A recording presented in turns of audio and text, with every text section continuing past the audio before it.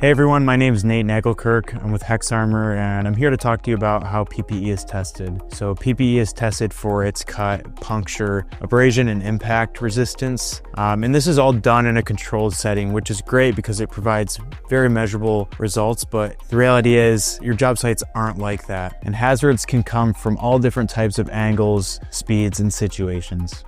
On the job site, safety matters, and while the ratings on gloves and gear are important, it doesn't tell the whole story. Real-world hazards don't read safety labels. A high-cut score on a glove doesn't mean you're invincible. It doesn't replace awareness. Sharp edges, moving parts, sudden changes.